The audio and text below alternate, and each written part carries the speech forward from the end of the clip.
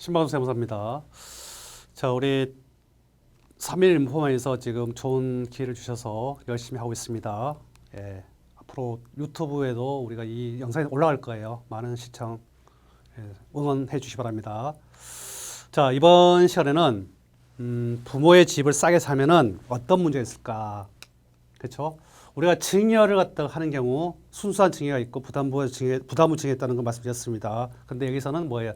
돈 주고 사는 경우에 대해서 어떤 세무상 문제가 있는지 이런 것도 많이 이제 밖에서 일어나는 거예요. 좋습니다. 자, 아버지께서 우리 1주택자에 해당하신데요. 이 경우 시가보다 30% 정도 낮게 매수하면은 세법상 어떤 문제가 있을까? 그렇죠. 아버지께서 1주택을 갖고 계시는데 요게 한 뭐 10억 간다고 한번 해볼까요? 자, 이 집을 인수받는 방법 뭐가 있을까요? 돌아가셨을 때 받는 방법이 상속, 그쵸? 증여가 있고요. 그 다음에 부담부 증여가 있는 거고요. 그 다음에 뭐가 있어요? 매매도 가능해요. 이 매매는 뭐예요? 돈 주고 사는 경우에요. 그러면 문제가 없으면 어떻게 해요? 그냥 10억 주고 이렇게 그냥 사시면 되는 거예요. 돈 드리고. 뭐 문제도 하나도 없는 거예요. 근데 이 경우는 어떻게 한다고요? 좀 싸게 한 7억 정도에 내가 가져오면 어떤 문제가 있느냐. 7억 주고. 그렇죠? 이걸 갖다 묻고 있는 거예요. 자, 두 가지 관점에서 봐야 돼요. 파시는 관점, 파시는 우리 부모님 관점, 사는 사람 입장의 관점. 그렇죠? 파는 사람은 무슨 세금이 나온다? 양도소득세. 사는 사람은 취득세도 내겠죠. 근데 이 취득할 때 시가보다 싸게 사게 되면은 무슨 문제? 증여세 문제가 있는 거예요.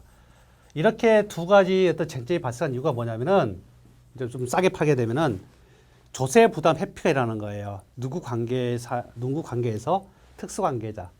부모 자식 관계는 좀 특수관계의 세법상 여기서 담합 행위가 많이 발생하거든요. 그러니까 규제를 해요. 그럼 어떤 식으로 규제할 거냐?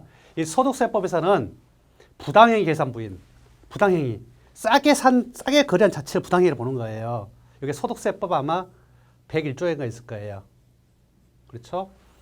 그 다음에 있죠. 그 다음에 싸게 산 사람들은 이렇게 거래를 갖다 통해서, 저가 거래를 통해서 이익을 이전시켰잖아요. 이게 증여에 해당되거든요.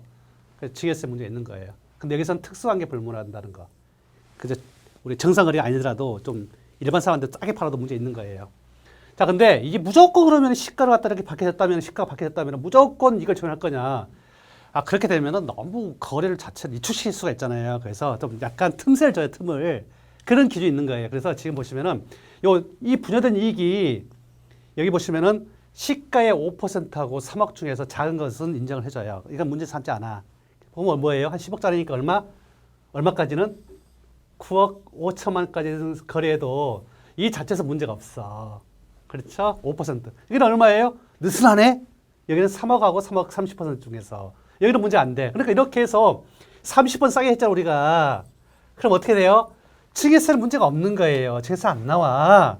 그 대신에 뭐예요? 우리 아버지한테는 뭘로 과세할 수가 있는 거예요? 이게 걸리게 되면은 시가를 기준에. 시가 얼마라고요? 10억이야. 그럼 여기대로 과세할 수가 있어. 그런데 우리 아버지는 어떤 상황이에요? 이렇게 시가로 과세가 되더라도 1세대 1주택 비과세가 되기 때문에 그게 영향이 없는 거예요. 시가로 과세받자 추진된 세금이 거의 없어. 그러니까 이런 모델은요, 부모님이 1세대 1주택 비과세가 되거나 좀 세금 싸게 나는 경우, 이럴 때는 약간 저가 거래를 해도 크게 문제가 안 되세요. 이해가 되셨죠? 왜? 3억만 봐주니까, 30% 정도 봐주니까 이렇게 해도 크게 문제가 없어. 근데 아버지가 집이 많아가지고 중과세 걸린다? 그럼 물건을 싸게 했다. 그럼 어떻게 돼요? 시가로 과세가 되게 되면 여기서 세금이 크게 추징될 수가 있거든요. 이런 거 유의하시기 바랍니다. 그래서 부모님하고 거래할 때는 반드시 이 시가로 이제 시가를 뽑아야 되고, 시가를 어떻게 뽑아내는 거예요? 시가는 아파트는 매매 사례 가액, 우리 집하고 비슷한 것들 찾아내서 하는 거고요. 그 다음에 단독주택 같은 것들은 사실은 시가가 없어. 이런 거. 그래서 이런 것들은 단독주택 같은 경우는 이 시가 밝기 힘드니까 좀 약간 싸게 해도 크게 문제도 없는 게 많아요. 빌라라든지 이런 것들. 그렇지만 아파트는 상당히 조심해야 되는 거. 그래서 1주택 갖고 계신 분들은 이런 저가 거래를 해도 크게 문제가 안 되는데 2주택 이상 갖고 계신 분들은 어떻게 해요? 이런 분들은 양도세가 나올 가능성이 있다. 특히 아파트 같은 거 조심해야 된다. 이런 정도만 여기서 정리를 하시면은 좋겠습니다. 예, 이상 마치겠습니다.